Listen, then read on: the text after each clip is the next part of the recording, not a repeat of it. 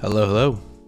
Today I want to talk about an omnibus that I just finished reading, and I think this is going to go down for me as one of my favorite runs of all time of any comic I've ever read. I know that's hyping it up a lot, and I know this run has gotten a lot of hype, and some people think it's overhyped. Some people think, it's overrated, and I kind of knew that going in, and then I read through this, and I read through it super fast, and I don't think it's overrated at all. I think it's brilliant the whole way through. This is what this character should be written like. So, without further ado, I guess. All right, Immortal Hulk.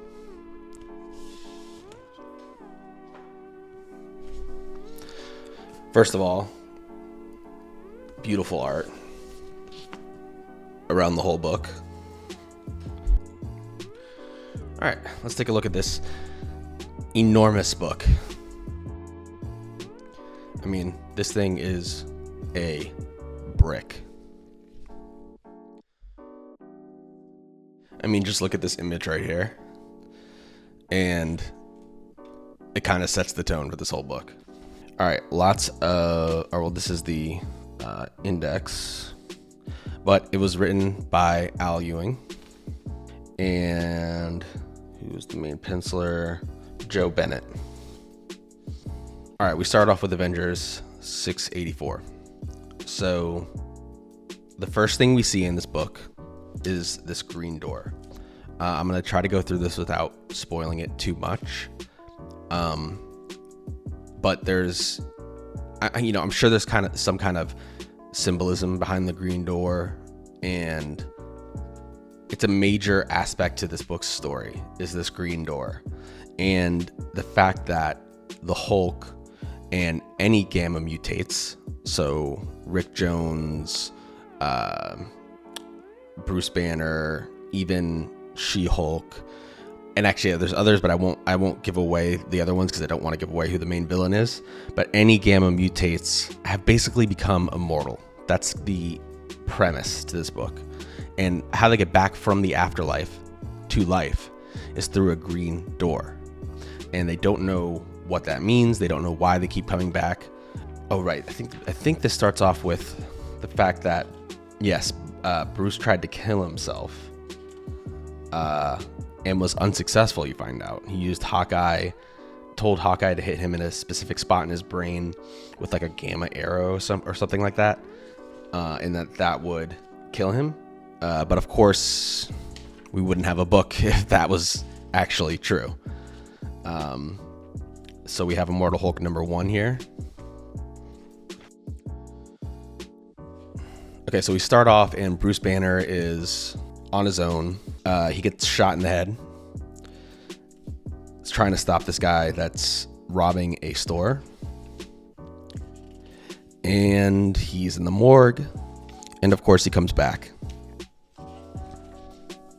as the Hulk, shows up, wreaks havoc on these bikers and stuff like that.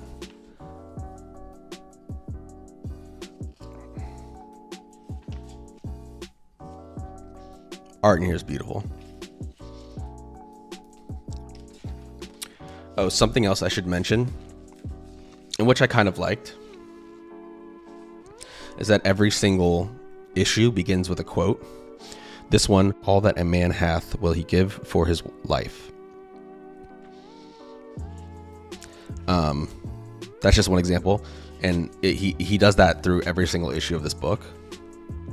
So it starts off pretty typical. It's Bruce Banner seeing the Hulk and his reflection in mirrors and kind of having this back and forth with the Hulk. And another thing about the story is that in this book, at least at the start of the story, the Hulk will only come out at night. And so everything that happens in here is important towards the end. That's one of the great things about this run. It all builds on itself. It all builds on all the previous stories. So you start off with these like adventures of the Hulk kind of wandering the desert, and not really wandering the desert, but in these remote areas in the United States. And he's running into other Gamma mutates. and having to deal with them. And the thing about this run that really makes it so amazing, one of the things, I mean, there's so many things that make this run amazing, but is that it returns to the horror aspect of the Hulk, kind of like a little bit like what Peter David did, but it really leans into it more. So you're going to see some really grotesque stuff in the art. You're going to see some creative thinking in terms of how the Hulk transforms. And the villains are creepy and scary. And like I said, what's really great about this book is that the whole thing is one long connected story, and there's one villain that's pulling the strings, basically the whole story. And that's the most I'm going to say about that, because I don't want to give away too much. But everything's tied together, and it even ties into the Hulk's origin story. And we bring in this character that I really love, and she's a reporter, Jackie McGee. She's a reporter for the Arizona Herald. Arizona is where a lot of this book takes place. And she becomes a pivotal character, and she kind of bridges the gap between the Hulk and Gamma Flight and all these like powered beings in military and like normal people. So she's there to react like a normal person would, or a reporter, and get the story on the Hulk. And her character evolves because she starts off at a small paper and she's like kind of a no-name reporter, and then she reports on the Hulk and writes these amazing stories, and her paper takes off. She becomes more popular. She becomes now like the main reporter on all the Hulk stuff. And then it goes even further with something happening to her where she becomes a very big part of the end to the whole story, the conflict resolution. But I don't want to give away what happens with her character, so I'm not going to say anything more about that. But I think it was cool that they included a reporter as a character. I know a lot of books and stuff, they do that sometimes, have a reporter be there, but I just like how she was written. She has a backstory that ties into the Hulk. And that's the other thing. In this book, you get like everybody who's been affected by Gamma. You get Gamma Flight. You get classic Hulk villains. You get a basically a replacement for Thunderbolt Ross in 14 was his name. So basically another military guy that's there to hunt down the Hulk, and you get the return of Joe Fixit, which is really cool. I was just in my comic shop yesterday looking at the first issue where Joe Fixit appears, and I was actually thinking about buying it.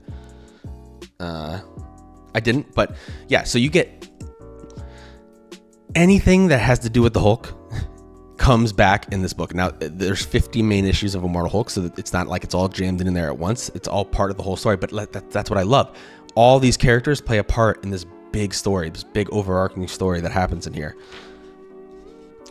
And that's what I love about this author's writing, is that he finds a way for every character to be an important part of the story. Doc Samson and stuff like that. The Minotaur, that's the head of Roxxon. That's a crazy arc. And it also, let me jump through this a little more. Okay, here's we won't spoil too much how we got here, but here's the Hulk dissected into different jars.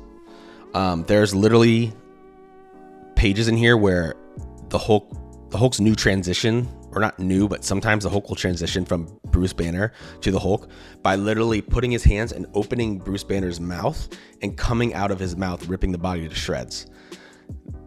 That's what we're talking about when we talk about horror. And then there's monsters, and then there's, look what we have here. There's a gamma mutate in this tube that's being studied. The Avengers play a big role in here. What? They play a big role in what they cause to happen to the Hulk. They're only in here a little bit. They're in here near the beginning, and then they're in here near the end. But anytime you have a Hulk showdown against the Avengers is pretty cool. So that was fun reading, regardless of what you know, the whole story is okay. Now I don't want to give away too much, so I'm gonna skip forward a little more. So Gamma Flight's in this book. You have Crusher Creel. Yeah, his power actually evolves a little bit in the story, and it's really cool what he's able to do with it near the end. And I actually think, I mean, he kind of plays a hero in here. He does, because he's part of Gamma Flight. But at first he's going against the Hulk, like we can see in these pages. And I thought his character was really cool. And this isn't too much of a spoiler, but one of the things I thought was pretty cool is near the end, his Titania or whatever, Titania gives him a adamantium ring, and because, you know, whatever he touches he can absorb and become that like element, I guess. So he wears an adamantium ring, so he can turn his whole body into adamantium, the strongest metal, which is pretty cool. But yeah, and you also have like instances where the Hulk is kind of depowered, and you have this like skinny Hulk who's here, and he comes back later.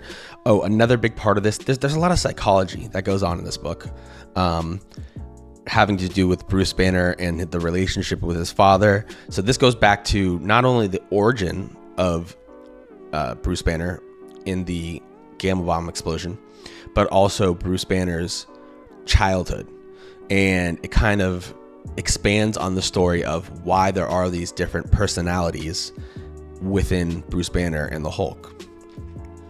So when you see these different versions of the Hulk now, you can kind of understand how Banner's psyche has evolved to the point of not only splitting, but why each one is the way they are. For instance, the kind of the regular, like the first Hulk, is like Bruce Banner as a child. That's why he doesn't speak very well, and why he's very simple and, you know, kind of dumb, the dumb Hulk. I mean, and look at this art. Joe Bennett, the art in here is amazing. So I can read a story if the art's okay, but has an, you know, amazing story. An example of that I would give would be Irredeemable.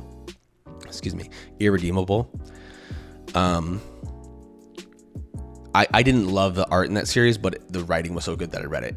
I can kind of read a book if the art's really good, but the story's not there.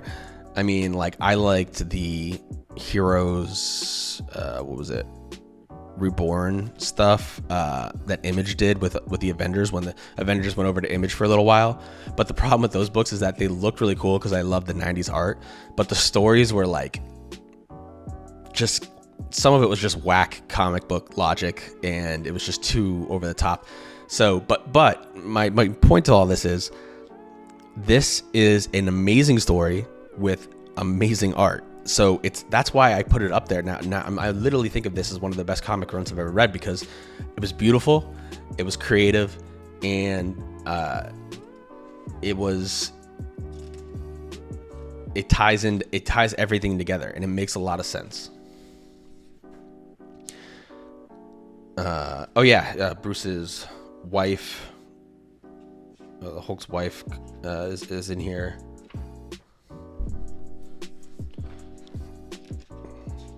Like, he's missing a piece of his head, but, you know, he has this crazy like regenerative power, kind of like Deadpool, you know, is the one everybody knows.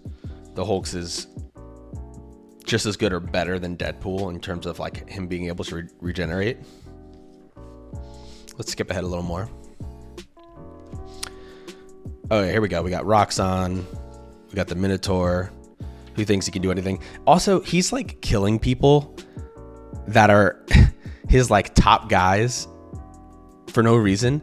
And this is one of those things that makes you wonder, like, why would anyone work for him if he's just killing off people for like forgetting to, like, I don't know, give him a pen or something, you know? That doesn't actually happen here. I was just using something minute as an example. So yeah, you have this whole arc, and there's some really clever stuff in here that the author puts in. Oh yeah, there's these giant, the Hulk versus giant monsters. How can you not like that? Oh yeah, so this guy, what is his name? I forget. this is a trip. He basically brainwashes the whole world because he goes through their screens and makes everyone's memories different. Like makes everyone thinks he's the Hulk, and that I don't know, and that he's been there their whole lives, and everyone's memories are altered. And then of course the Hulk breaks out of this somehow, like realizes who he is, and they're able to go and take him down. And there's some really graphic stuff in here with this guy, because he like eats people with like gears and stuff in his body. And so when you see him consume someone, like, look, all right, here we go. He's like eating this guy with these machines in his body. As your boy right here watches and pours a drink. And he's like, and this is his top guy. This guy literally says to him, like, I've been with you for years. I've been loyal, blah, blah, blah. And he goes, I'm sorry, he's hungry or whatever. You know, like, why would anyone ever work for him? Look at this.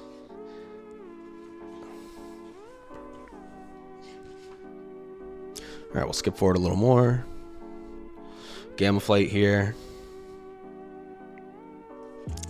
But Leonard Samson gets stuck in the Sasquatch's body. I hope that's not too much of a spoiler. You'll see how that resolves itself. But yeah, I read through this. I was very satisfied at the end. You're trying to figure out who the one below all is this whole book. And I've kind of mixed feelings about the reveal of who it is.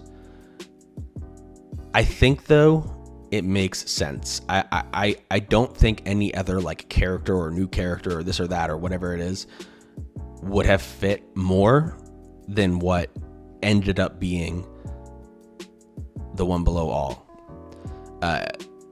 And I didn't mention this at the beginning. The main villain here is the one below all. Using various things to pull strings, and it ties into basically this hell that's below all other hells, and that's where the gamma mutates go when they die. That's where the green door presents itself to them, and they're able to go through it and come back to life. So there's kind of a big reveal, and I think it was pretty good. I'm not like going to sit here and say I was like mind blown by the reveal, but I think it makes a lot of sense to the story, and it was cool. It was still very cool, and it involves something that you don't see so directly referenced in most of Marvel comics. So it's pretty cool. Anyway, like I said, we'll leave this open as the last kind of page that we're looking at. This book was awesome. I read through it really quickly. It's a really big run, so it's nice because you have so much content that you can read through. If you want to pick this up and start reading it, it'll take you a while to get through it. And this is part of the reason why I'm picking up Immortal Thor, because it's the same. I'm not sure if it's. I'm not sure if Bennett is doing the art in that book, but I know Al Ewing's writing it. And if it's anywhere near as good as this, it's going to be amazing. It'll be hard to recreate this, I think, because this was such a good idea and so well thought out. But I'm going to give it a chance, obviously. And there's another. I know that the current author of the Hulk is also bringing it back to its horror elements, and I've heard it's been really good. I mean, because you had this run, and then you had Donny Cates' run, which completely derailed everything. Like it was completely different from this run, and honestly, a lot of people weren't a big fan of that run. I wasn't really either. Well, I like Donny Cates' writing for the most part because I mean he's always trying to do something extreme with the character, crazy ideas, right? But when you go from reading this to what he does, it's like, I really wish you kept building on this because this was so good. And I get trying to be different, but it just derailed everything a little bit. But now you have a new run of the Hulk going on where that this author is actually bringing it back to the roots and what was good about this book. So I'm definitely going to be reading that as well. And I've heard it's really good. I haven't been picking it up, but I'm going to go back and pick up like the trade, or pick up I don't know how many issues we're in now, like 6 or 7 issues. I'm going to go pick those up and read it, because I was just talking to the guy at my LCS, and he was saying it was really good. Oh, and flipping to this page reminds me, Alex Ross did all the covers for Immortal Hulk, which is awesome. I mean, sometimes I want to buy books just because Alex Ross is doing the covers. So anyway, that is my review of Immortal Hulk. I freaking loved it. This Omni is so worth the price. The build quality is great. The art in here is great. The story is great. I cannot recommend this more. I don't think it's overhyped, and I would love to debate anyone who would tell me that, because I don't think they were truly understanding how good this writing was if they read this and say it was overhyped. So yes, I'm saying that. Anyway, thanks for watching.